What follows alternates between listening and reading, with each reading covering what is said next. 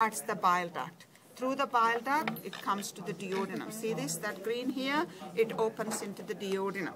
And now, what does bile do? Bile doesn't have any enzymes. It only has salts and pigments. So what we call emulsification of fats. That's what they do. So the best way to describe the emulsification is, you take a cup, right? Cup of water. Add some salt in it, right? Water, salt, and then add a chunk of butter in it, right? And then you close the lid and shake it, right? So you added a big chunk of butter in it, there is salt and water, and you shake it. And now you open the lid. How would you see the butter? Will you see that in one big chunk or little chunks? Little chunks. So the salt helps that big chunk of butter to break them into smaller chunks of butter, right? So that's what is called emulsification of fats. So when the bile is released into that duodenum, that's what they are doing. The bile is emulsifying the fats. Mechanical digestion, not enzymatic digestion. Just the large chunks of butter is broken down into smaller chunk of fats. That's it, right? Then it's easy to digest. That's what the bile is doing, emulsification of fats. Okay? Remember, that doesn't have any enzymes. Bile canaliculi. Bile canaliculi are these tubes, the green tubes, or the canaliculi. Now, and then that's from the liver. From the liver comes the bile to the duodenum, and also the pancreas. This is the pancreas here, right? Remember we talked about this? This is the exocrine as well as endocrine gland. It releases the insulin and glucagon. That's the hormones. It also releases the enzymes. What are the enzymes? Amylase, trypsin, lipase, right? So amylase to digest the starch, trypsin to digest the proteins, lipase to digest the lipids. So in other words, pancreas is releasing enzymes to digest all three major types of foods, right? So in that duodenum, most of the digestion is finished. You see that, right? So the digestion gets finished in the duodenum, and the duodenal walls also secrete certain hormones and enzymes, all that you learn in physiology, right? That's the duodenum. So if anybody asks you, where is it? Actually the food is completely digested. Digestion is complete, is in the duodenum. Now that food goes into the small intestine. This is where, that you have the mesentery. I'll show you when we open up the cat.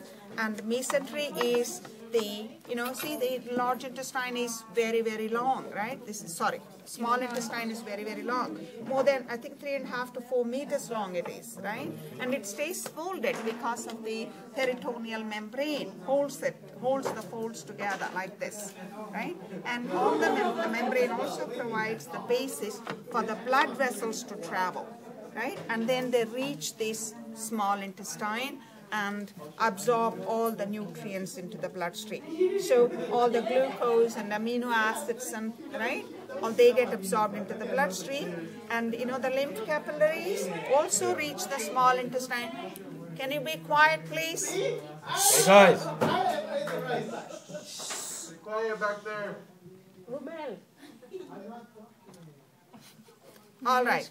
So all the fat metabolites, fatty acids, glycerol, they get absorbed into the lacteals, the lymph vessels, right? And now what is left behind is the waste. What is not digested, what is not absorbed.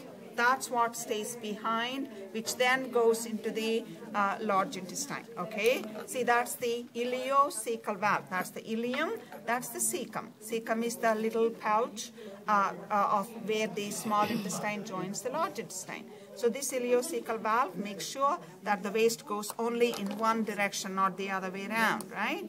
And then that's the now the waste reaches the large intestine, right? So the ascending colon, descending colon, there's transverse colon, descending colon. So when all this is full and the waste gets pushed into the rectum, that's when the internal anal sphincter automatically opens. Then you can eliminate the waste. So for you to be able to eliminate the waste has to be pushed into the rectum. if it doesn't get pushed in here, you cannot eliminate the waste. That's why, they tell you to add a lot of fiber in your diet, fruits and vegetables, and they have a lot of cellulose we don't digest. That all ends up in the large intestine, so this gets filled faster, so the waste gets pushed to the rectum. Then you can easily eliminate the waste. So if you eat only fine foods like potatoes and meat, no fruits and vegetables, there's less waste. It takes forever to fill all of these. So in the meantime, all that waste is subject to bacterial activity. You have more bacteria in one large intestine than there are mammals on the planet. Remember that. So there are billions, right? Humans alone are a few billion, right? So you have billions of bacteria there. So they are using what you are not using, and you're not absorbing. They can absorb. So there are some enzymes we don't have. They have those enzymes. They can break down the food.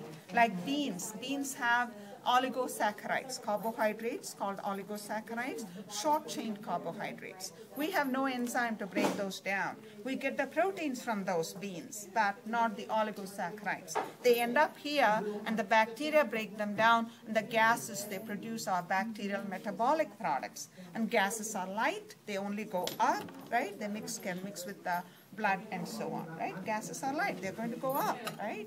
That's why you have that bloating feeling and so on. Okay, so when you have a lot of fiber, fruits and vegetables in the diet, this large intestine fills faster, the waste gets pushed into the rectum, and then you can get rid of it. And so there is enough pressure for that waste to move along. And also these muscles, see how they have these muscles, they contract and relax. That's what's called mass peristalsis. Diarrhea, so you may have, like as the waste is getting stored here, the water getting absorbed back into the bloodstream. There's a lot of water that gets absorbed back into the bloodstream. When you have diarrhea, then you're not, the waste is not stored here long enough for the water to get back into the bloodstream. That's why you're getting rid of all the water, and dehydration will kill people. People, in Haiti, a lot of people are dying of dehydration, the cholera, right? So, if the waste is not stored here, so much water is lost along with the waste, and body gets dehydrated. That's why they immediately put them on that saline drip, right? So to rehydrate the body, to put back the water that is lost. What about if you can get rid of the waste? Yeah, like constipated or something. It is, yes, and change the diet, change the lifestyle, right? Stop, don't, people who smoke cigarettes and drink, alcohol and too much meat, cheese, all those things are a problem. So you need to change your lifestyle, right? More fruits, vegetables, exercise, and more relaxed, right? Less stress. All those things help. And people who suffer from constipation throughout their life, they are the ones that end up with colon cancers, more likely to end up with colon cancers. There is no doubt about that, right? So if there are too many bacteria here, if waste is stored for too long, and that's subject to too much bacterial activity, and bacterial enzymes, they are releasing their enzymes, right? They can be toxic to our cells, that can cause cancers, right? So that's the cecum, appendix. These segments are called haustra, H-A-U-S-T-R-A, haustra, right? Haustrum, haustra, or these segments. And this is the ribbon-like, and that's called Taenia coli, right? Taenia refers to that's the name of the tapeworm, right? This looks like a tapeworm, that's why they use that Taenia. Coli refers to the colon, large intestine. Taenia coli. And there are also little bag-like things. We call it epiploic appendages. You don't see that here. We don't know what their functions are, but you also see those little fatty bag-like things. They're called epiploic appendages. Can you show me the fundus in the stomach? Fundus? Okay. Stomach, here. This is the cardia, right? And we use that word because it's very close to the heart. Cardia is that region, is cardia. And where it curves, this region of the stomach is fundus. And rest of it is the body. Where it narrows down is the pyloric stomach. Pyloric sphincter, and then the duodenum. Is it just the arc or the region inside? That region is called fundus. And this is the body. In the cardiac?